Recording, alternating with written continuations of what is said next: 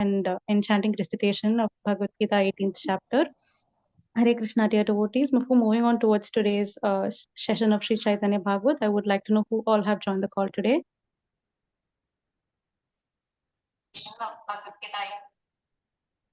Hare Krishna, Darshini Mataji, Danvat Pranams, our glories to Srila Prabhupada, Guru Maharajas, and all the assembled Vaishnavas. This is Kirtida Sundari Dasi, and thank you so much, Preeti Vilasni Mataji, for wonderful recitation. Hare Krishna, Kirtita Sundari Mataji, Dandavat Pranams. All glories to Srila Prabhupada. Please accept my humble obeisances. All glories to your wonderful services. Thank you so much, Mataji, for joining the call and giving your association to us today. Welcome to the call. Hare Krishna, Darshini Mataji, please accept my humble obeisances. All glories to Srila Prabhupada. This is Vinita Gandharvika Devidasi from College Station, Texas. Preeti Mataji, thank you so much for a beautiful recitation. Hare Krishna, Vinita Gandharvika Mataji, Dandavat Pranams. All glories to Srila Prabhupada. Please accept my humble obeisances. All glories to your wonderful services. Thank you so much, Mataji, for joining the call and giving your association to us. Welcome to the call. Hare Krishna Mataji, please accept my humble obeisances. Shashla Prabhupada. This is Preeti Vilasni Devidasi from Atlanta, Georgia. Thank you all so much for your encouragement. And thank you, Darshini Mataji, for the warm welcoming. Hare Krishna. Hare Krishna, Preeti Vilasini Mataji, Dandavat Pranams. All glories to Srila Prabhupada. Please accept my humble obeisances. All glories to your wonderful services. Thank you so much, Mataji, for joining the call and giving your association to us. Welcome to the call. Hare Krishna Mataji, please accept my humble obeisances. All glories to Srila Prabhupada, Srila Prabhupada and all the Guru Vargas and all the assembled devotees here. This is Jyoti from Memphis, Tennessee. Hare Krishna, Jyoti Mataji, Dandavat Pranams. All glories to Srila Prabhupada. Please accept my humble obeisances. Thank you so much, Mataji, for joining the call today and giving your association to us. Welcome to the call. Hare Krishna, Darshini Mataji, please accept my humble obeisances. All glories to Srila Prabhupada. This is Sanita Ramya from Sharjah. Very nice recitation, Preeti Mataji. Hare Krishna. Hare Krishna, Anita Mataji, Dandavat Pranams. All glories to Srila Prabhupada. Please accept my humble obeisances. All glories to your wonderful services. Thank you so much, Mataji, for joining the call and giving your association to us. Welcome to the call. Hare Krishna, Darshini Mataji, please accept my humble obeisances. My humble obeisances to all the assembled devotees. All glories to Srila Prabhupada. Thank you so much, Mataji, for your wonderful service. And thank you, Preeti Vilasini Mataji, for the beautiful recitation of Bhagavad Gita. Thank you, Mataji. This is Sundarangi Radha Devidasi from Canada. Hare Krishna. Hare Krishna, Sundarangi Radha Mataji, Dandavat Pranams. All glories to Srila Prabhupada. Please accept my humble obeisances. All glories to your wonderful services. Thank you so much, Mataji, for joining the call and giving your association to us. Welcome to the call.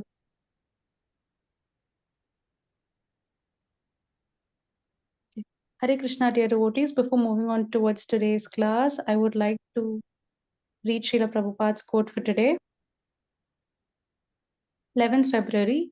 When we are children, innocent, we have no bad habits, but as we grow and associate with bad company, we also acquire all these bad habits. To give up all these bad habits means we have to associate with sadhus or devotees, saintly persons. Then we can give it up. This is called anartha nivritti, means giving up all unwanted bad habits. Mexico, February 11th, 1975. Jagadguru Srila Prabhupada ki jai.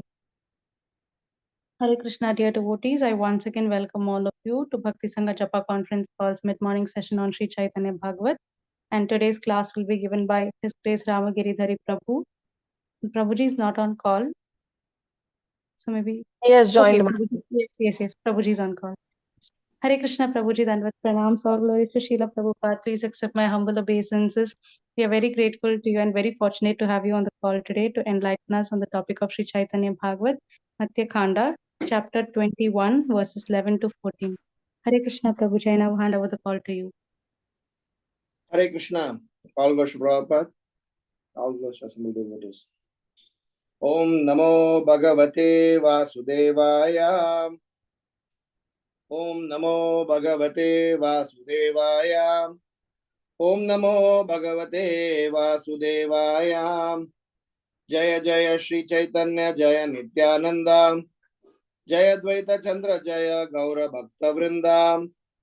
Jaya Jaya Shri Caitanya Jaya Nityananda Jaya Dvaita Chandra Jaya Gaura Bhakta Vrinda. So we are reading from Shri Chaitanya Bhagavata, Madhya Khanda, chapter 21, text number 11 through 14, the chapter titled The Lord's Chastisement of Devananda. Daive Prabhu Bhakta Sangye Sei Pate Aya Yekane Tetana Vyakya Sunibhare Paya. By providence, the Lord and his devotees were going on that same road where they then heard his recitation. Sarva Bhuta Hridaya Janaye Sarva Tattva Nasunaye Vyakya Bhakti Yogera Mahatva. Being situated in the hearts of all living entities, the Lord knows everything.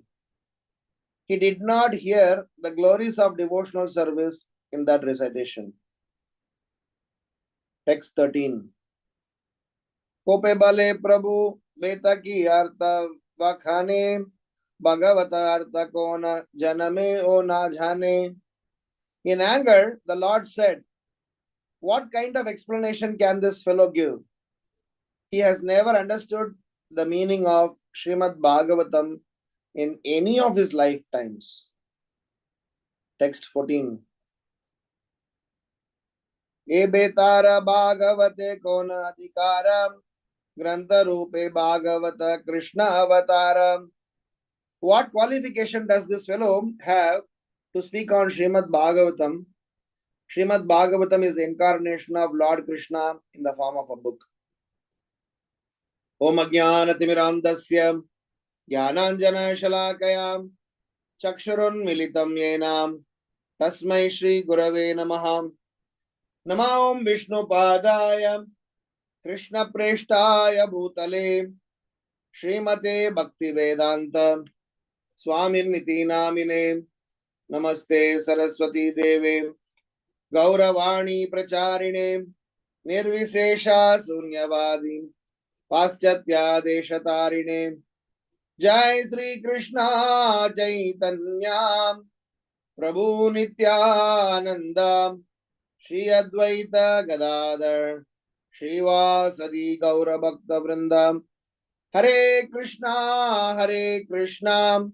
Krishna Krishna Hare Hare Hare Rama Rama Rama Hare Hare. So I hope you all would have had a wonderful Nityananda Trayodasi Utsav.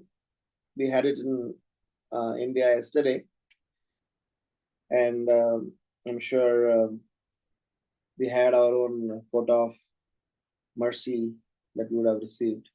The very first impression when I read these 4 verses is as if Mahaprabhu is asking me this question. So, especially if we know the entire context, so I'm a bit feeling awkward because the subject matter that we are dealing is definitely something that is not comprehensible by conditioned souls like me. So when Mahaprabhu is asking and in the mood of anger to Devananda Pandita, I am just seeing that I am going to give a Chaitanya Bhagavata class with what qualification. But if I contemplate, I am just trying to take this as an opportunity for my self-purification, exposing myself in the assembly of Vaishnavas, so that when they get pleased by whatever that is going to be said, there is a hope in our devotional life. Even though the reason for them being pleased would be something that I would have repeated what I have heard. So the credit goes to the parampara. And also, in case if there are some critiques, it is also good for my spiritual life. So the hope for us doing this service, in spite of knowing our qualification, is that we have been asked to do, so that by just obeying that order, obeying that request, there is a hope for us to progress in Krishna consciousness. With that note, the context that we are dealing with is a very interesting, very subtle education that you can get in this chapter. Devananda Pandita, who happens to be a Pandita, a regular speaker of Srimad Bhagavatam, he had committed an offense. You will be reading about that in the same chapter in the future. He committed an offense at the lotus feet of Srivas Thakur. And that offense is an unacceptable offense. Srivas Thakur exhibited some transcendental symptoms when he heard the narrations of Srimad Bhagavatam, which is very genuine and which establishes Srivas Thakur as a Parama Bhagavata.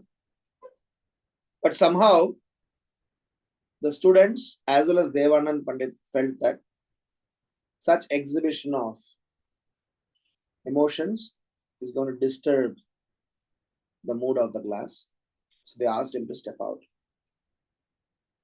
And Mahaprabhu, being Antaryami, he knew exactly what Devanand Pandit was up to.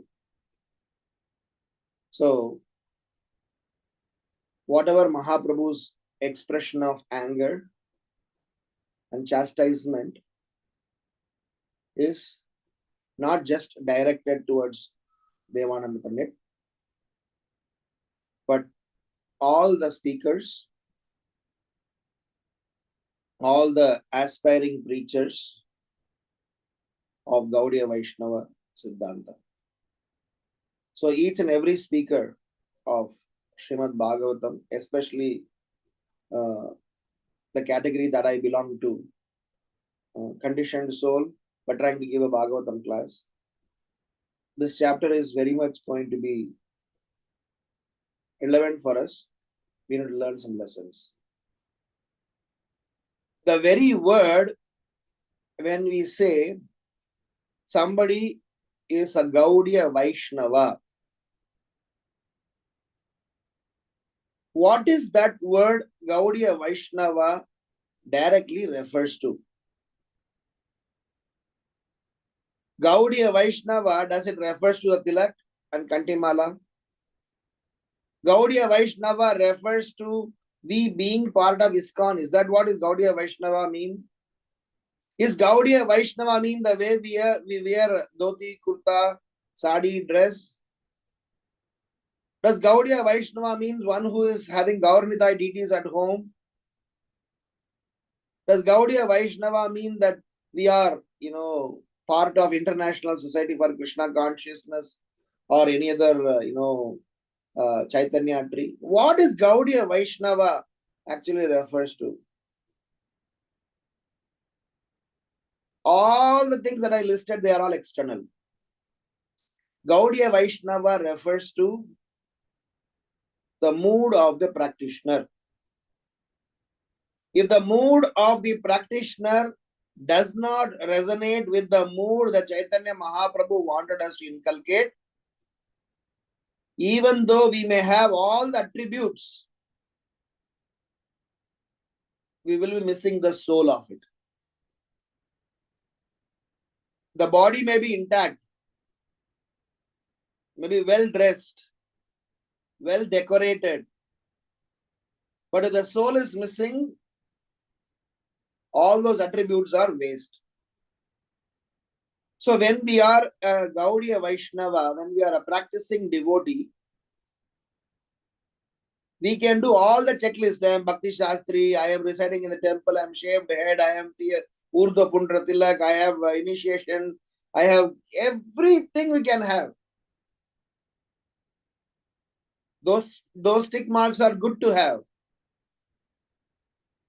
But the soul of a Gaudiya Vaishnava is, the soul of Gaudiya Vaishnavism is what Chaitanya Mahaprabhu is going to preach in this chapter. The mood of a Bhagavata. What is the mood of a self-realized soul who has studied Srimad Bhagavatam? If that is not resonating in a Gaudiya Vaishnava, we are far, far, far away from reality. So, in our discussions today, we will churn this current context through some sets of 3 reflections. And as we navigate through those 3 reflections, we will refer 4 set of verses. 3 from Srimad Bhagavatam, 1 from Sanatana Goswami's compilation. The very first reflection that we'll be discussing today is what we call as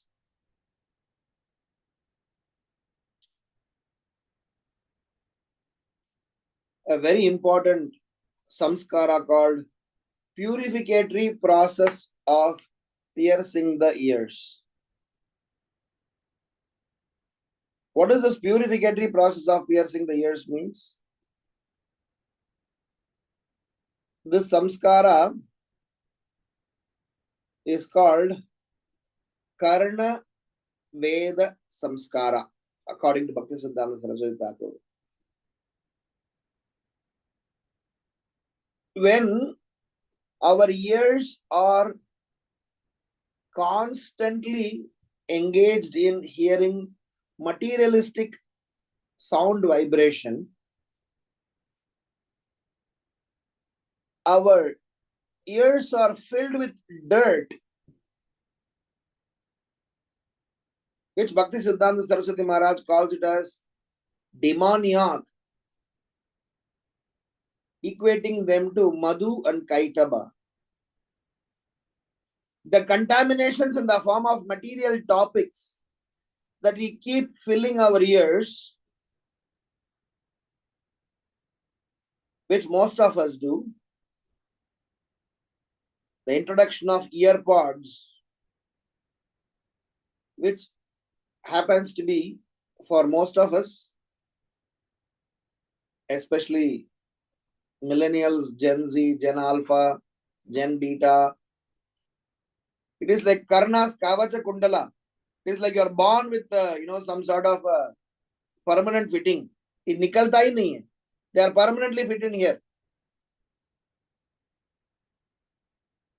It is so addicted that we keep hearing some sort of materialistic nonsense, cinema songs, jokes, pranking, humor, reels. So our hand, eye, and ears are constantly engaged, constantly, either by choice or by force. So Bhakti Siddhanta Saraswati Maharaj says that this Karna Veda Samskara is very important. What is that Karna Veda Samskara? It is the process of hearing pure, uncontaminated narration of Srimad Bhagavatam from a Srimad Bhagavata. So my first verse that I want to refer here is about the Bhagavata Mahima Stotra that our Sanatana Goswami has compiled. Sarva Shastrabdi Piyusha, Sarva Vedaika Satfala, Sarva Siddhanta Ratnadya, Sarva Lokaika Drikprada, Sarva Bhagavata Prana, Srimad Bhagavata Prabhu, Kali Dvanto Ditaditya, Sri Krishna Parivartita. So what we are hearing from verse number 14, in which Chaitanya Mahaprabhu is saying, Srimad Bhagavatam is the incarnation of Lord Krishna, Sri Krishna Parivartita. And I sincerely encourage, request all those, readers and students of Srimad Bhagavatam to memorize this. This is a 5-stanza prayer for Srimad Bhagavatam. At least when you are self-reading Srimad Bhagavatam, please chant them. Every time we do our Bhagavatam class counseling programs on Sundays, we chant them as a part of invoking auspiciousness to remind us that we are associating with Srimad Bhagavatam, and which is not just some sort of a philosophical treatise. It is Krishna personified. Sri Krishna Parivartita. So this Madhu Kaitaba, which is the dirt filled in our ears because of hearing non-stop materialistic topics. Non-stop. Without Wi-Fi and AirPod, we are not able to think of our lives. Of course, devotees are putting them into their best use, which is glorious. Utility is the principles. But we also know the downside of it. Sometimes Maya plays a trick. Especially, we have some technology products. Whilst you go there to seek some spiritual knowledge, in the form of they give you the spiritual knowledge, but they take you elsewhere. They give you suggestions. They give you directions to go, why don't you hear this? Why don't you read this? Why don't you hear this? And we get distracted. So anyway, Karna Veda Samskara means, number one, understanding Srimad Bhagavatam is Krishna personified. Number two, that Srimad Bhagavatam being heard, uncontaminated hearing. And the outcome of that is our heart will become Vrindavan Dham. This is what Bhakti Siddhanta Saraswati Maharaj says. When someone hears the glories of the Lord, someone hears the, attributes, descriptions about the Lord and his devotees' relationship, someone chants the holy name of the Lord. So anything associated with Srimad Bhagavatam or Srimad Bhagavata is going to purify our heart and are going to purify our ears. So this samskara is very important, and this samskara is not one of an event. This samskara is supposed to be, in English grammar we call as present continuous tense. It has to be in practice and it has to be continued. It cannot be, one of an event or one period in our spiritual life. Sometimes we, quote unquote senior devotees, because we have so many students who kind of glorifies you, who kind of runs around you. So you kind of get a feeling that I'm really self-realized. It is their kindness and it is proper mercy that some credit is given to us. First of all, the credit doesn't belong to us. If we start dwelling on that credit, we will not be able to realize this aspect of how this dirt has to be cleansed. So that is why my first reflection is to say that our devotional life should be that we need to make sure that we do this Karna Veda Samskara. The second reflection is, I want to draw the second reflection inspiration from Sri Ishopanishad. This undisturbed, this uncontaminated hearing of Srimad Bhagavatam should be heard from undisturbed authorities. That's the exact word Ishopanishad Mantra 13 explains. Ishopanishad Mantra 13 explains one set of result is achieved when someone surrenders and glorifies the Supreme Personality of Godhead. An exactly opposite result is achieved when they surrender and worship somebody who is material, or they are discussing about Supreme Lord and demigods, or you can say how we are generally carried away by materialistic thinking vis-a-vis Krishna consciousness thinking, because sometimes we are so much engrossed in our materialistic thinking that they get carried away and do not show interest in Krishna consciousness. So mantra 13 says, it is said that one result is obtained by worshipping the supreme cause of all causes, and that another result is obtained by worshipping what is not supreme. All this is heard from the undisturbed authorities who clearly explained it. So I want to apply this in this current context, because Srimad Bhagavatam, as explained by Bhaktisiddhanta Saraswati Maharaj in the purport of verse 14, he says, this pure, uncontaminated Srimad Bhagavatam, when heard, then we can transform our heart to Vrindavana. So uncontaminated Srimad Bhagavatam, uncontaminated version, uncontaminated narration can come only from undisturbed authorities. I like this word undisturbed authorities because it exactly positions from whom we should hear Srimad Bhagavatam. So my second reflection is, around this point on hearing Srimad Bhagavatam from undisturbed authorities. What is this undisturbed authority all about? So I want to present 5 attributes of this undisturbed authorities. Because Chaitanya Mahaprabhu is expressing his anguish, and Vrindavan Das Thakura is explaining that somebody, just because they are speaking Srimad Bhagavatam, does not qualify them to be great devotees of the Lord. Speaking Srimad Bhagavatam is nice, but why they speak Srimad Bhagavatam? How they speak Srimad Bhagavatam? What do they infer from Srimad Bhagavatam? So there are several attributes that are associated with that. That is why in the beginning of the class we mentioned that Gaudiya Vaishnavism means the mood and intent. So there are 5 attributes I want to associate with hearing from undisturbed authorities.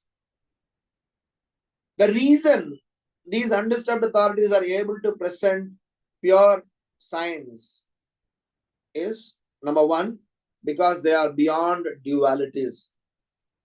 As Krishna is beyond dualities, undisturbed authorities, acharyas, are beyond dualities. For them, there is nothing called as good, bad. There's nothing called as success, failure, happiness, distress. For them, only devotional service for the pleasure of the Lord. No other parameters are going to be associated. Everything else will be doubted in Krishna's service. Whether it is a challenge, it will be doubted in Krishna's service. Whether it is success, it will be doubted in Krishna's service. So they are beyond dual. Their operating principle itself is beyond dualities. The reason why we are also associated with materialistic sound vibration or materialistic subject matter is because we are bound by dualities. We are constantly entrapped in these dualities. We are carried away by dualities.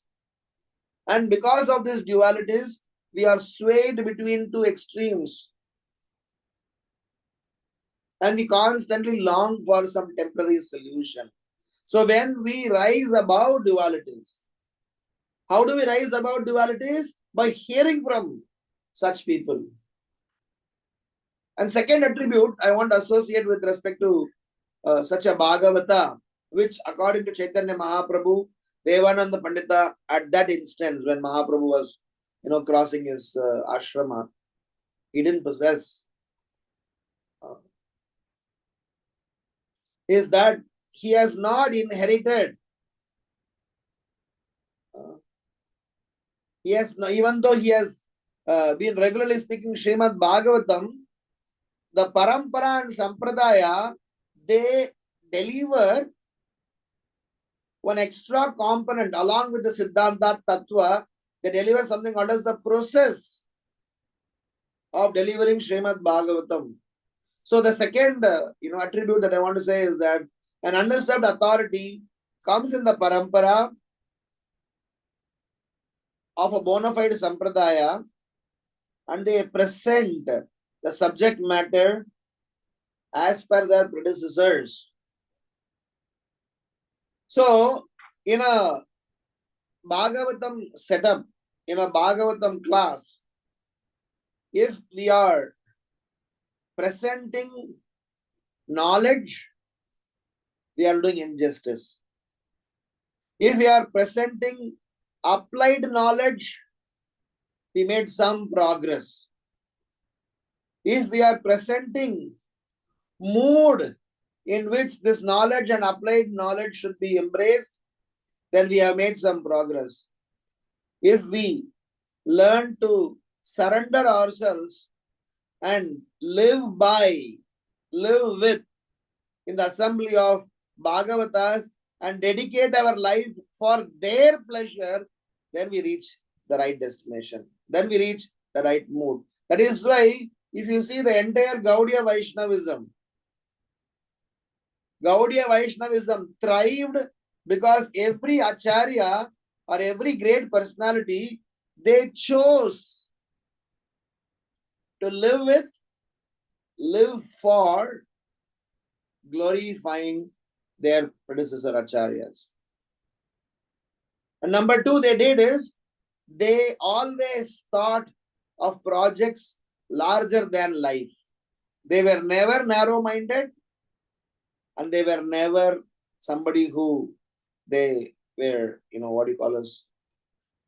self-glorifying nature. They were always focusing. So the second aspect is, in terms of undisturbed authorities, they come in a parampara of a bona fide sampradaya, and they know how to deliver, the process of delivering the content for the pleasure of the Acharyas, the predecessor Acharyas. Srila Prabhupada writes this. If you go through the mantra 17 purport, you will go through these points. Third attribute of hearing from an undisturbed authorities is they are wise. Srila Prabhupada writes, they are wise people. They have a wisdom. What is that wisdom they have? They know how to make a right choice, set right priorities for a right set of people with the right set of mood. If these four things are not properly understood, we may make the most wonderful product and present it in the most shabbiest manner. Acharyas, one of the glories is, they presented the most complicated subject, most intricate subject, most intense subject in a wonderful manner that even conditioned souls could comprehend and correlate and take advantage of. So my third attributes of hearing from an undisturbed authority is they are wise, which means right choice with right priorities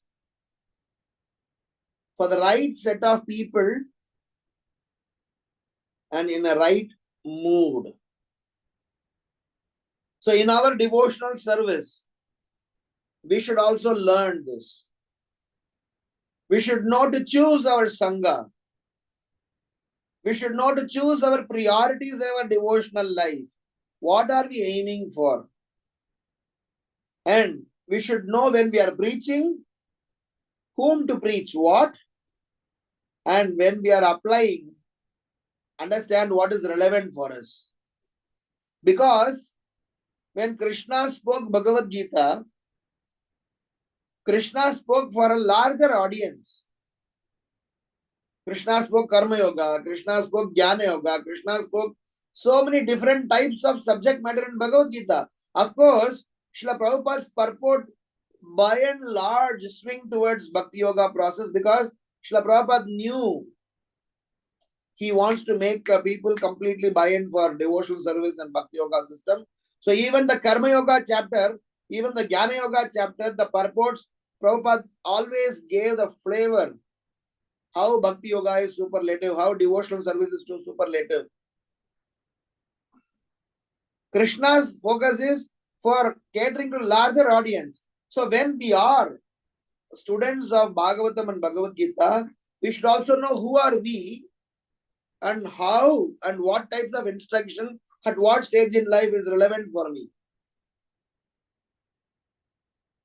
If we apply some instructions which are not currently relevant for us and we prematurely apply it upon ourselves, then we will have a challenge. So from that perspective, right set of people, and the same case is true for whom we preach. And what is the final mood in which we do? So that's the third. Fourth, hearing from an undisturbed authority is one of the fourth attributes is courage. Authorities are bold. Prabhupada used to say that. A Vaishnava is as soft as lotus petal and as hard as thunderbolt. So there are 6 types of courage. Of course, this is slightly a different topic, but I just want to say physical courage, social courage, moral courage, emotional courage, intellectual courage, and spiritual courage.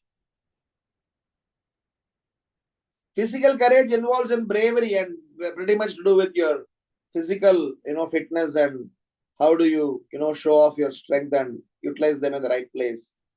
Social courage is how much you are able to, support a social cause. How much you are able to handle trivial subject matters that are socially impacting or that are not being, properly dealt with. Moral courage is how much our personal ethics and our integrity is reflecting in our actions, in spite of so much other pressures from the society. Emotional courage is how I am handling my personal emotion, positive, negative, guilt, attachment. In spite of all of them, how I am able to remain balanced. Intellectual courage is how I am able to ready to unlearn, relearn, learn, and try to, constantly improve upon myself, not just be, stone written kind of mindset. But out of all this, the superlative one is spiritual courage, which means I have a courage to speak, live, inspire everyone for the purpose and meaning which Srimad Bhagavatam drives. I will also live, I will encourage, I will go boldly say, even though they may not be popular, even though they may not be very much welcome, even though there may not be majority, at least I am ready to subscribe. I'm not ready to shy away. It's a very special courage. So a Bhagavatam speaker has to be courageous to present the truth. Srila Prabhupada was courageous. Rupa Goswami was courageous. Bhakti Siddhanta Saraswati Maharaj is known as Singha Guru. So understand, you have to speak, correctly. Here, courageous does not refer to arrogance. Here, courage refers to the boldness and the commitment to present the subject matter as they are, not because the people are, desiring something else, so I will give according to them. In Bhakti Siddhanta Vaibhava, there's a book compiled by His Holiness Bhakti Vikas Maharaj, glorifying Bhakti Siddhanta Saraswati Thakur. There is a very interesting anecdote that is there in that.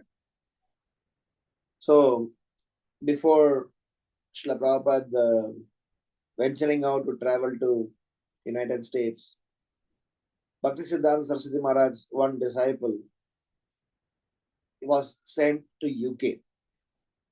In those days, they had collected money from different sevadaris and sent every month, some significant money. I may be wrong with the numbers, maybe 2,000, 3,000 pounds or 5,000 pounds or 4,000 pounds. So they regularly sent money so that this Krishna consciousness can be preached to people outside of India also.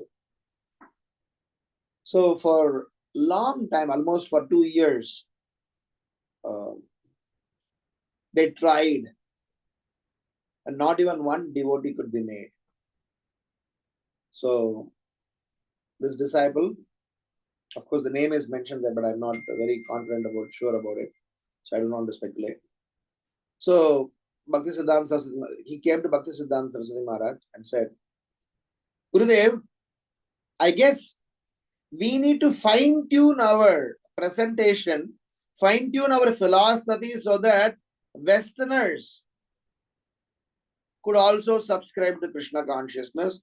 The way we are presenting is not very palatable, very acceptable for them. Bhakti Siddhanta Saraswati Maharaj was deeply hurt hearing this. He said that, get out of this place and don't even have the interest in coming even to my Samadhi ceremony. To that extent, he disowned him. So, the point is, when we are completely convinced about our Acharya's contribution, so we need to make sure that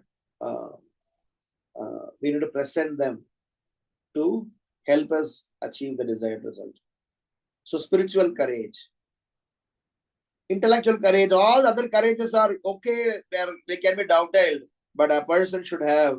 That is why to get the spiritual courage, we need to present Krishna consciousness from a very young age. If you present Krishna consciousness from a very young age, here presenting Krishna consciousness from a very young age does not mean making them learn shlokas and songs only, which is very good. Presenting Krishna consciousness from a very young age, meaning that having a Krishna consciousness lifestyle inculcated in the family, getting up early in the morning, teaching about cleanliness habit, teaching about respect, teaching about lifestyle centered around Krishna, likes and dislikes that are favorable for Krishna consciousness. So those areas that we need to train our children, and we need to train in such a capacity that they should not feel that they are deprived of something. They should be happy that they are enjoying the highest privilege, then they'll be able to go and give it outside. I personally have that experience in my growing days. I'm sure all of you who are all 45 plus, 40 plus age, in your own growing days, your own parents, your own upbringing, your own family and surroundings, if they had been somewhat, even they may not be a self-realized soul, even if they are somewhat devotional or religious, they would teach what it means to be leading a life which is centered around principles. I very, very, very clearly remember how our parents, they took us to only those places, engaged us in those set of activities, gave us those experiences that were conducive for Krishna consciousness. It was very natural, very scientific. I mean, I'm giving all the credits to my predecessors to whatever I'm a little bit here, but it is a science. So the courage, the boldness of practicing Krishna consciousness comes from hearing, associating, and being with such undisturbed authorities. Fifth attribute, association with that undisturbed authority is contagious to the extent that we also get transformed. I will just read a verse from Srimad Bhagavatam 2:4-18. Very famous verse. Hirada Punandara Pulinda Pulkasha Abira Sumba Yavana Kashadaya Ye Anyecha Papa Yet Apashraya Shraya Sudyanti Tasmai Prabhavishnave Namaha. Kirata, Huna, Andara, Pulinda, Pulkasha, Abira, Sumba, Yavana, members of the Kasa races, and even others addicted to sinful acts can be purified by taking shelter of the devotees of the Lord. Due to his being the supreme power, I beg to offer my respectful obeisances unto him. So, my second reflection that I want to conclude by saying that anyone who have the experience of staying, seeing, associating with undisturbed authorities, at least during those moments, those experiences, those realizations, they are very strong, and that's the hope. It is like how Narada Muni, when he was serving this Paramahamsas in his previous birth as the maid servant's son, he got a jalak, he got a glimpse of the Supreme Lord. And what did Krishna say to him? For the rest of your life, when he vanished, he gave Akashvani sound, gave that for the rest of your life, you sustain your life meditating on that experience. Prove your mettle. Make sure that you are determined to serve me. The next life you'll be, you'll be given such a privilege which no one else has. So our lives also, we are blessed when we are associating with those devotees who have associated with Srila Prabhupada, our own spiritual masters, our own spiritual learning sources who have helped us transform.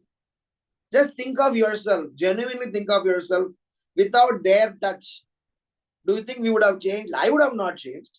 I'm still not changing. So much of working has to be done upon me. But whatever change has happened, it is not because of me. Somebody else has done something upon me. So that association is contagious. Transformation is sure. So hence our obeisances to such personalities. Now, the third reflection. Third reflection is that when somebody is a undisturbed authority, when somebody is hearing from an undisturbed authority, there are certain outcomes in terms of your disposition. There are certain aspects. Because here, verse number 12 and 13, Sri Caitanya Mahaprabhu explains, what does he know about Srimad Bhagavatam? What does he know about Srimad Bhagavatam? There is a saying in Tamil, proverb in Tamil that we keep, using them. Vidiya vidiya kada kettu Sitaki Raman Sittappa. Meaning sometimes a person would hear Srimad Ramayana for the whole night, but doesn't even understand what is the relationship between Sita and Rama. They think that they are, Rama is Sita's uncle or something like that. So such a stupidity is what we generally, in the materialistic consciousness, when we associate with Bhagavad Gita, Bhagavatam. In one of the Abhangas, one of the saints of Pandharpur, he sings, Harinama Garjatam Nahimbaya Sindham Aisi Bole Gita Bhagavata Jai Jai Vittala Hari Jai Jai Vittala Hari Jai Jai Vittala Hari Panduranga Tali Vajavavi Kuti Uparavi Vatahi Chalavi Pandariji. It's a beautiful Abhanga. In that he says, Harinama Garjatam Nahimbaya Sindham Aisi Bole Gita Bhagavatam. So if somebody has studied Srimad Bhagavatam and Bhagavad Gita from a bona fide undisturbed authority, he should constantly check within oneself Is my fear for this material enjoyment, fear for being this materialistic world, have they got changed or not?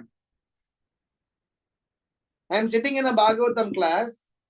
I have a Maha Bhagavata in my class, and his emotion is disturbing me. What kind of a student I am? That is what Mahaprabhu is intending. In the future shlokas, probably we'll be reading them. So Mahaprabhu is asking Devanand Pandita, you may be a Pandita, but your aspiration is for impersonal realization. That's what our shloka you all would have studied yesterday, day before today, whenever that was. So if somebody is a student of Srimad Bhagavatam, his mood, his heart, his approach should have love, not anger. When Devanand Pandita did not understand Srivas Thakur's scenario, Srivas Thakur's mood, when he was upset at Srivas Thakur, when he sent him out, here Mahaprabhu's anger is justified because Mahaprabhu is Krishna and Mahaprabhu cannot, impossible for him to tolerate a Vaishnava's insult. But the point, the third reflection I want to highlight 5 points. One of them is, as a student of Srimad Bhagavatam, if you have heard from an undisturbed authority, you should constantly check how much our heart is filled with love and less with animosity and anger. You all must have got this experience, or in your own associations.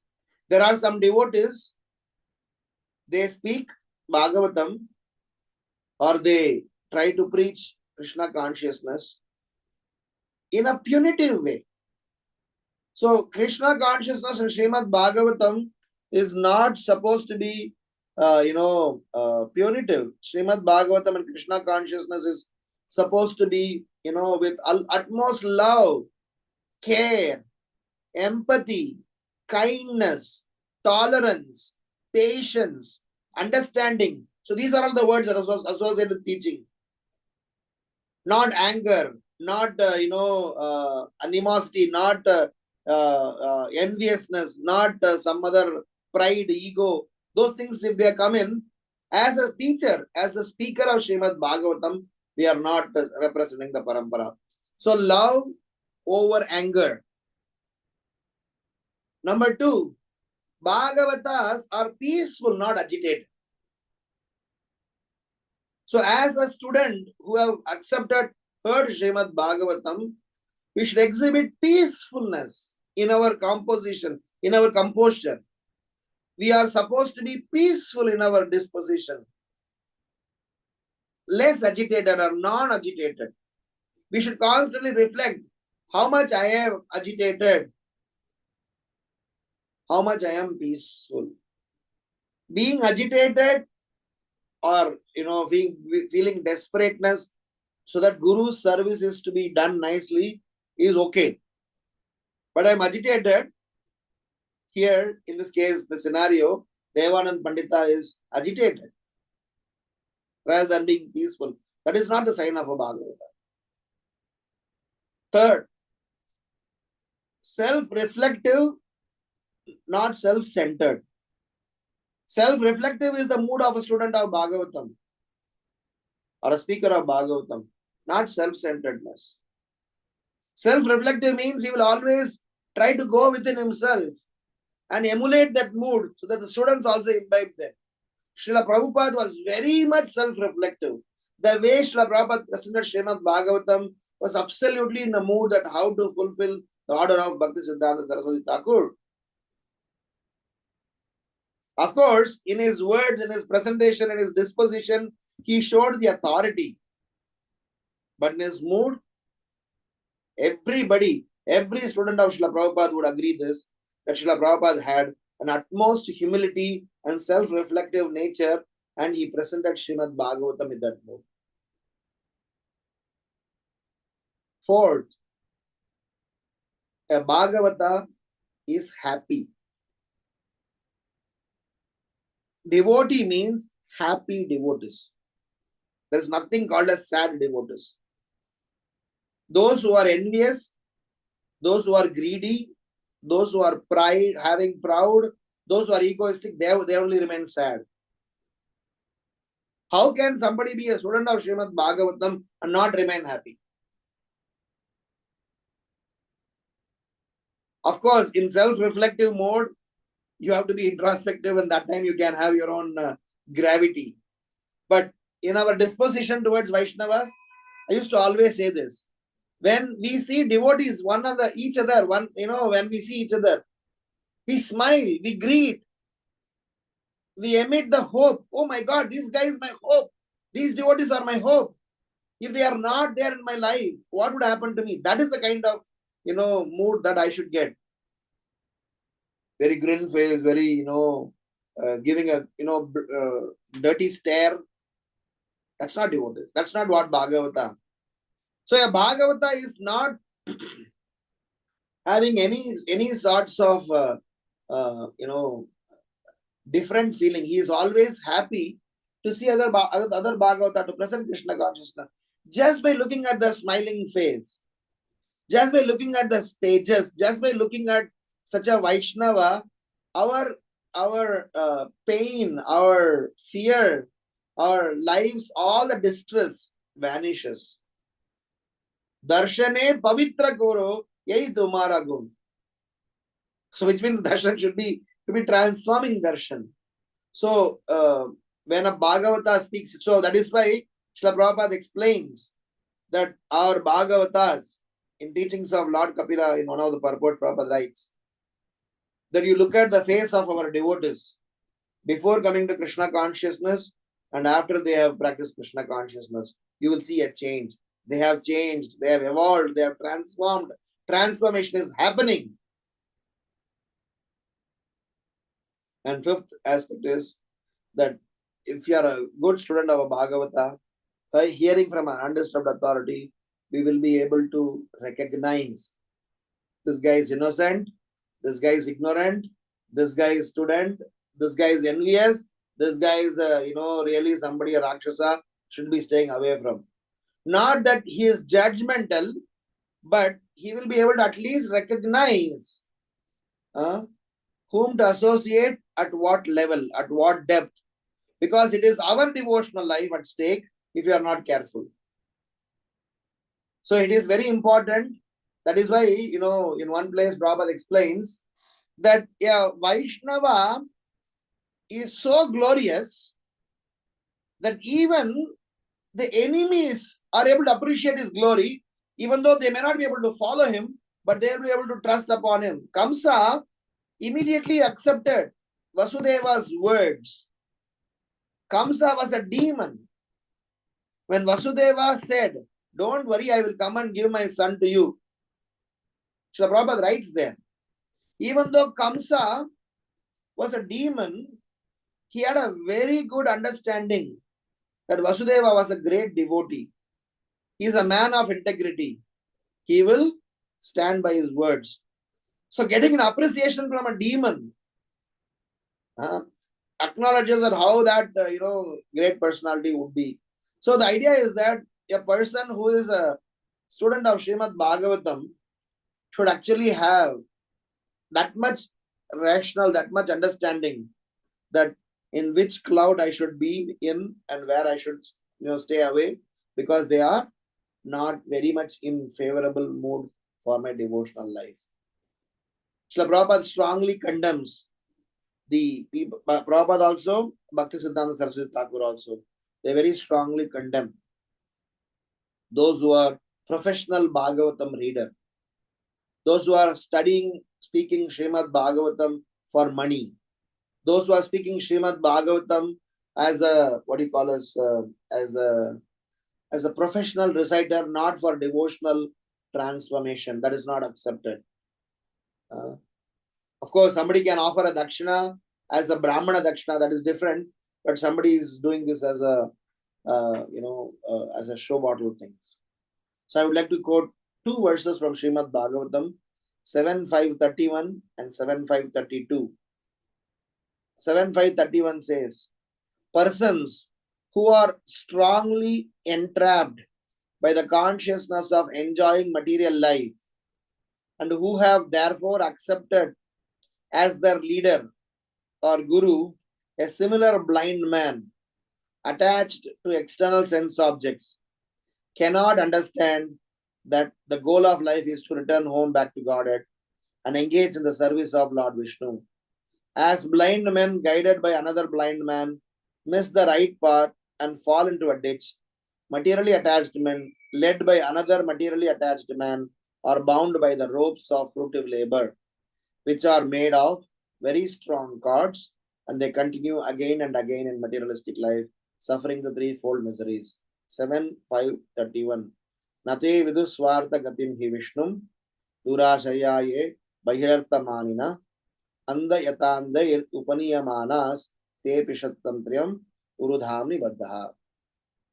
The very next shloka, Naisha matistavat urukramangrim sprishtasti ananta pagomayat artha mahiyasham padarajobhishekam nishkinchananamna vrinita yavat.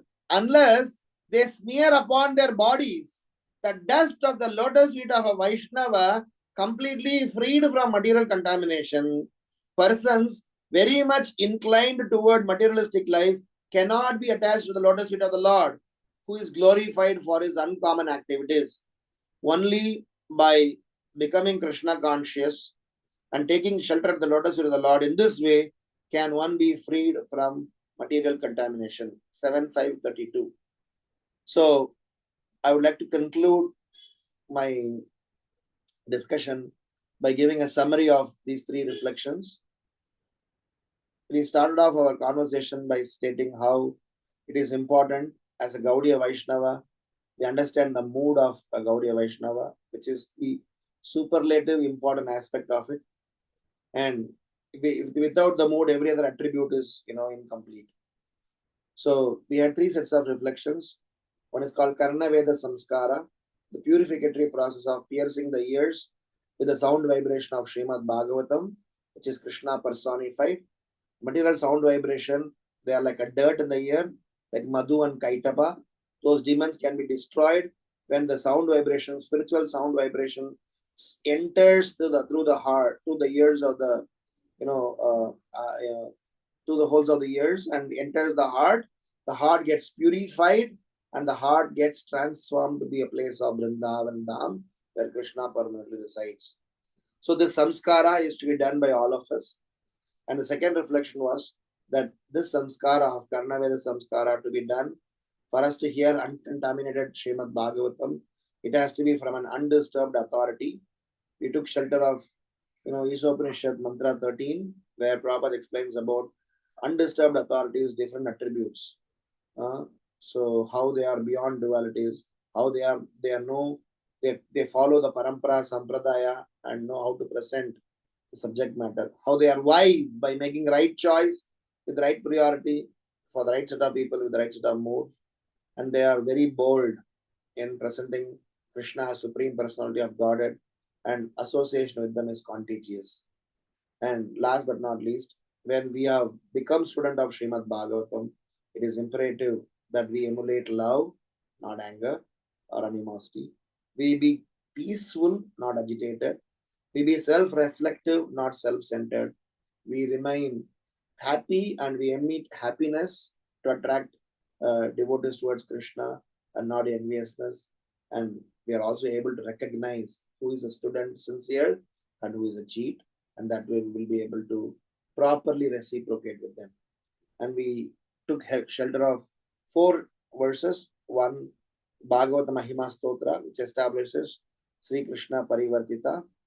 Number 2, we took shelter of Srimad Bhagavatam 2:4-18, in which is explained that how much ever fallen somebody is, if somebody takes association of a pure devotee, then he can get cleansed of all the sinful activities. And if somebody simply associates with materialistic person, then they will keep suffering in these threefold miseries. So the shelter is that smearing the dust on the lotus feet of Bhagavata to get rid of those material sufferings. Granthraj Srimad Bhagavatam ki jai, Caitanya Bhagavat ki jai, Samaveta Gaura Bhakta Vrinda ki jai. Any questions, comments, or reflections? I'll be happy to respond. Hare Krishna, Prabhuji. Please accept my pranam. Thank you so much, Prabhuji, for the wonderful, wonderful class, Prabhu. Thank you, Prabhu. Thank you for all the points and for the last summary also, Prabhu. Thank you so much. Hare Krishna, Prabhu. Prithivilasani Mataji has raised her hand. Mataji, would you like to unmute yourself and go ahead? Hare Krishna. Thank you, Mataji. Thank you, Prabhu. Very, very nice class. I was meditating on a few things you said. First and foremost thing, you were telling that though Chaitanya Mahaprabhu is actually indicating all this to Devananda Pandit, still this entire chapter is actually for us as practicing devotees. And we should be very careful and follow everything that has happened in this chapter and apply it to our own lives. And then secondly, when you were talking about this who's a Gaudiya Vaishnava? You said it is about the mood. It's not just the externals. It's about the mood in which we carry out our, our bhakti life. One more thing that I really liked is what you were telling about the samskaras that are there since childhood. It is so important that it's not about memorizing shlokas, or it's not about being this or being that, being a mridanga player, whatever. But it is also about, it's more mainly about having the right values. Because at the end of the day, if we are not, if our foundation, our basic character is not strengthened properly, then where is the question of having sustained devotion? So I was also pondering on that fact. That was so nicely put, Prabhu. And eventually, as you were talking further, I think something else struck me that was so nice. I forgot now. I should have written it down. My bad. But I remember something else you said about this process. I don't know. What was the last two realizations, Prabhu? Sorry. Can I The ask? last one is I was talking about the symptoms that we need to have it in ourselves. Love instead of anger, and Yes.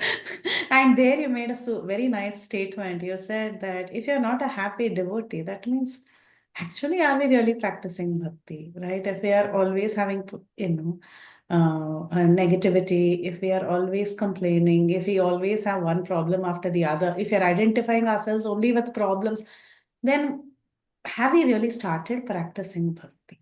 Because if you're taking shelter of Srimad Bhagavatam, then Srimad Bhagavatam should put us in a very different level.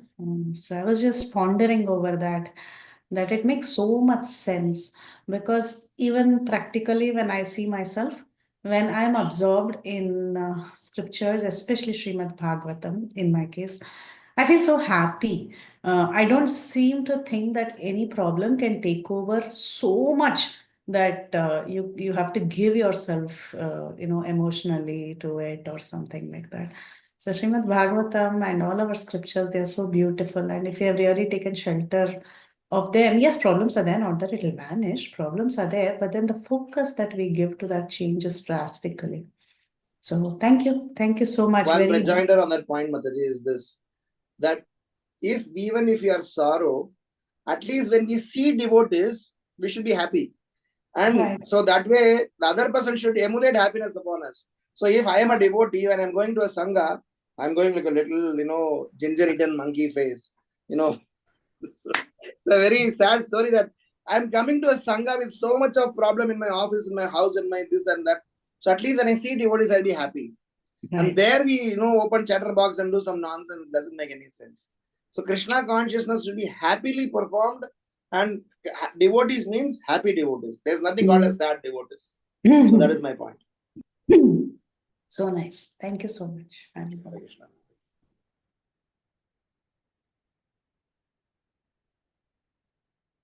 Parim Mataji, yes, I read the chat. Bon Maharaj, I knew that name. I didn't want to tell because he's a very, famous person. But yes, Bon Maharaj is the person. And I was not exactly sure, but 99.99% I knew. It was him. Yeah, Bon Maharaj was the person, but this Siddhanta Maharaj kind of disowned. You had some question, Mataji? Yes, Prabhuji, Hare Krishna. Hare Krishna. Thank you so much again, for this wonderful class. It kinds of inspires us to, to be more vigilant in our practice. Prabhuji, I had this one question when you said that the mood is what we need to cultivate, the right mood. Prabhuji, just a thought. isn't mood a more general term? Isn't mood associated with all other Vaishnava sampradayas?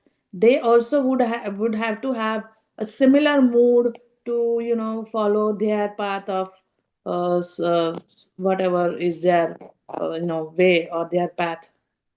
Okay, very good question. I'll answer this technically. The mood can be presented as something called as ethos. Our Gaudiya Vaishnava ethos is Audarya. Audarya means munificency.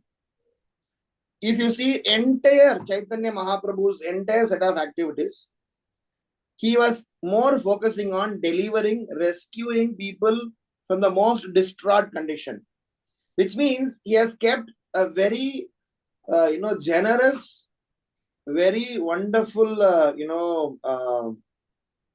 mood of rescuing people from the, suffering. So the mood is Audarya. So we cannot be punitive. We cannot be, in the stage of, okay, fine, following rules and regulations and all those things are nice. They are part of the, process only. But what supersedes, is very important to understand that the mood of kindness, mood of service, the mood of, the bhava of being a servant of the servant, the mood of trying to ensure that the Sankirtan mission is somehow or other spread all around the world. Mm. So that is what it needs to come out. Otherwise, what will happen is that we might be this current Devanand Pandit, the Bhagavata, he's literally a Bhagavata, but Mahaprabhu rejected because he's not talking about devotional service. So somewhere us, we students of Bhagavatam, when we are studying literatures, literature should not overpower devotion. Literature should facilitate devotion. Our habit should change. Our behavior should change. Our lifestyle should change. The way we see outside people should change. The way we accommodate everybody in our life should change. The way we see people in trouble should change. If those things are not changing, then we have something to be worried about. Makes sense, Madhya? Absolutely, Prabhuji. Wonderful. Prabhuji, I just had one more, I don't know if I should call reflection or something. When you said that, we should not be punitive, and secondly, we should not be angry. Like you should not have anger. So, Prabhuji, I was just thinking that, personally, I don't know if I'm doing the right thing. Personally, if I have anger, I try to pray for that person so that, I try to cleanse my negativity by praying so that I get some sort of compassion rather than being irritated or bugged, which does happen to me sometimes, or I should say many times. So, is that the right way to kind of cleanse your negativity? I'm not sure if I'm the right person because I'm not free from many vices. So somebody hears me giving the class and they know they are victim of my own vices. They'll come after you saying that don't even ask this guy, he is himself in trouble. But still, I'll give a technical answer. The idea is this, Mataji. The idea is anger is not the problem. Why anger is the problem? And actually, if you see these qualities, anger, or you can say, being emphatic, being pushy, being so they are why. If you ask the reason why, Chaitanya Mahaprabhu was angry, Hanuman was angry, Prabhupada was angry. Yes, absolutely. So why you are angry and how are you expressing your anger? One of the ways anger is expressed is by you try to extend yourself. I am so upset that people in this material world are not taking advantage of Krishna consciousness. I am ready to dedicate myself. See, okay, now I am available. Tell me, what can I do for them? So anger need not be, always somewhat, where you show your adhikara, you show your adhikara, what do you call us? Show your arrogance. Anger could as well be that, you hate the sin, not the sinner. Okay. That's the kind of anger that we can have. So if you are angry with someone or someone else is angry on you, there are plenty of ways anger management sessions can be taken up. So maybe you and me can subscribe to some program and where we both can No, Prabhu, you are very right. reason for the anger and the way the anger and what kind of anger we should have. Thank you so much for being so clear about it, so that I at least know what I should be angry about and what not. Sometimes you see negativity in other people and they kind of bother you with that, so you feel angry. So that's usually the reason that happens with devotees. So that's the kind of anger we, at least a person like me, has. And so I was just trying to ask you that. Any Thank other you. thoughts? Sure. No, Prabhuji, thank you so much. Thank you again for your wonderful class, Prabhuji. Dandavat pranams to you. Hare Krishna. Hare Krishna Mataji. Thank you so much, Mataji. Thank you so much, Prabhuji, again. Priti Vilasini Mataji, you have another question or something, Mataji? Your hand is raised. Oh, sorry, Mataji, I didn't put it down. No, she is holding on to her Abhaya Mudra, saying that I'm giving shelter. So. Krishna. Venita Mataji, you have something. Krishna Prabhuji, please accept my humble obeisances. Thank you so much, Prabhu, for such a beautiful class. I really like the realizations of Preeti Vilasni Mataji. I was also thinking that how Gaudiya Vaishnava is meant to be just not the wearing of tilak or dress or anything like that. And also talking about the children growing up, learning these verses or giving devotional service from the childhood itself. These are the points I really like, Prabhuji. I missed the one point when you're sharing about that 5-line prayer you were telling. I went into the kitchen to see my sabji and I lost that point. Can you tell me where it is called Bhagavata Mahima Stotra by Can I Sanatana get that, Goswami. Prabhuji? It's a 5 stanza. I will send you on WhatsApp. Okay, thank you, Prabhuji. Thank you so much. Called Bhagavata Mahima Stotra. Very nice prayer.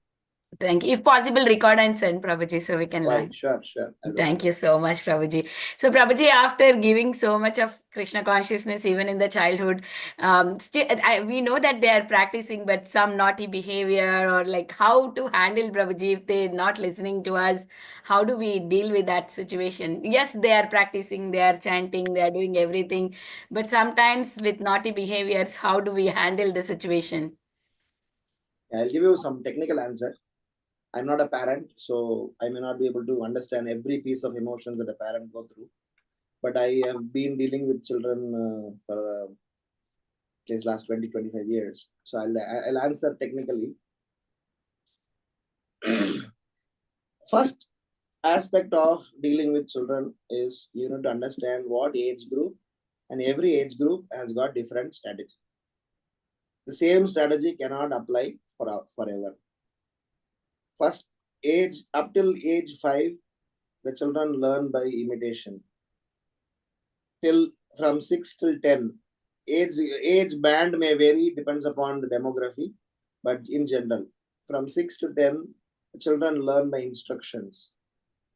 11 through 15, the children learn by exploration, or they look at some ideal, they search for ideal. That's when their identity crisis start. So they start looking at football player, cricket player, movie star, celebrities, and they try to that's when they experiment their different hairstyles, different dress styles, and they slightly want to make their choices. So they are more in terms of trying to imagine themselves of somebody. And from 16 through 25 and plus, they learn only by experimentation. They want to experiment various things, and they also have some set of independence that they want to have them. So at all this different age, we should take advantage of the age group and provide education support accordingly. If you wrongly give support, then it will not reach them correctly. The way we have been dealing with is we have been creating a very good family ecosystem. I'm sure every community does that. And so we create some ideals, so kind of role models within the community. So for example, all the children, for them, they say they are shown some role models, either their own immediate seniors or super seniors or some very nice devotees. So sometimes what parents can't do, so other community members, they come in as, like typically in a joint family ecosystem, after a point in time, the children does not want to speak to their parents, but they are very comfortable speaking to uncle. very speak to mama, very comfortable to speak to somebody else who is part of the family because of some inhibitions or some fear or some respect also. So what we can do is that we can create spiritual uncle, spiritual auntie culture where they can open up to. So in our community, at least I can say, so many of children, they come and speak to me, then they speak to their parents. So because there is a comfort zone of I can speak anything and I still not be punished for my honesty, and eventually if the respect quotient, their credibility is intact, they are not humiliated, they are not mocked. So that is another thing that I want to say. Third is with respect to dealing with children from 11-year onwards. Please associate them with some projects, achievable outcomes. What happens that the moment they are into identity zone, if you give them projects, the projects will have administrative aspect of it, projects will have technical aspect of it, project will have philosophical aspect of it, project will have some running around aspect of it, financial aspect of it. Not project is not. I'll tell you a few examples of project. We made a music album. Okay, so we made a music album called Karuna Avatar. Which our Vranda Gopika Mataji keep chastising me for not giving one. So I will. So that musical album, it was 32 songs of Chaitanya Mahaprabhu, Nityananda Prabhu. We did record in a studio. It was a 1-year project. Everybody thought the project was Karuna Avatar. But for me, that was not the project. The project was 3 devotees who are part of that, or 3, youths who are part of that, and 6 more youths who are part of. So there were close to in that 15 people. 3 of them were into core recording, 3 of them were into administrative, 3 of them were in finances.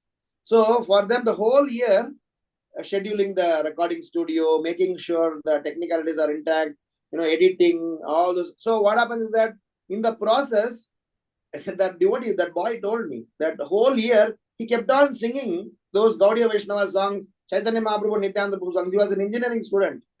So what happened is that was a milestone achieved, short-term goal, quantitative results, and they are able to see, yes, I did. So some pride has to be associated because they may not be able to immediately relinquish them. So some credit is given. Oh yeah, Rahul did this. Pranav did this guy did that. So they get some accolades. So project-driven approach has been working. I'm not saying this is the only approach, but when you give them projects, and the projects are given by somebody apart from the parents, and it is part of a community, and there is an associated utilization of that project. The project that they did, people utilize them. And this is Vanara Sena boys and girls, they did this drama. They did this service, they did this project, they did this. So like that, we kind of cultivate them. So my strategy have always been project based, and I have, one of the simple things I keep doing is I keep working on new projects and keep engaging them. So that is my service, to think of projects and keep them busy, and it has been working. So these are all some strategies that worked. I'm sure there are other wonderful parents and Vaishnavas who may give you other advices. Thank you, Prabhuji. Definitely we'll think about it. Thank you so much. Very grateful to you. Hare Krishna. Thank you, Mataji. Thank you, Prabhuji. Hare Krishna, Prahladananda Prabhu. Dandavat Pranam, Mataji. Haribol. Am I audible, Mata? Yes. Yes, Prabhu. Okay. Dandavat Pranam, Prabhuji. A very nice class. And it was just like a mirror. I was seeing myself. Because I also try to preach here in Las Vegas. For so many years we are doing. But what we are doing is just reading verbatim through Prabhupada's purpose like that, and then discuss whatever questions we have. But recently I came across a slok. I was listening to Balaram Sakti Prabhu's class, and there he says that preacher should be very, very careful about one swapacharamani. He's using that word, swapacha, dhrusta swapacharamani. And what is that dog eater woman who can enter your heart when you are preaching? And that is what a laulyam for a pratishta labh puja. If this woman enters your heart, it will spoil your preaching, and it will not enter you. But the antidote is mahatpad rajo abhisekam. So that point also you mentioned so nicely. Also, in Jad Bharat, I think Jad Bharat also says Rahuguna Rahuguna, Tapsan. yes. That's right.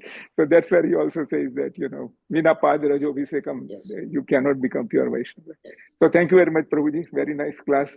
Hari Bol, Prabhuji. Thank you. Thank you, Prabhuji. Thank you so much for sharing your relation, and thank you, Prabhu, for the nice class. I cannot see any more hand raises, Prabhu. So with your permission, can we end the call here, Prabhu? Sure. Amita Mataji is saying thank you, Prabhu, for your wonderful session. Hare Krishna, Prabhu. Excellent session. Thank you so much. Hare Krishna. Thank you, Prabhuji. Thank you, Mataji. Hare Krishna. Thank you, Prabhuji. Hare Krishna. Thank you, Prabhuji, for such an enlightening class, and we will look forward for your association again in the future. Dear devotees, let's pay our obeisances to Prabhuji and all the Vaishnavas in this call. Kalpatarubhyasya kripa sindhubhyev cha patitanam pavanebhyo vaishnavebhyo namo namaha. Ananta Vaishnav Vrindi ki jai, Srila Prabhupada ki jai, Chaitanya Bhagavatam ki jai. His Grace Ramgiridhari Prabhuji ki jai. Thank you, Prabhu. Hare Krishna. Thank you, dear devotees. Thank you, dear Prabhu.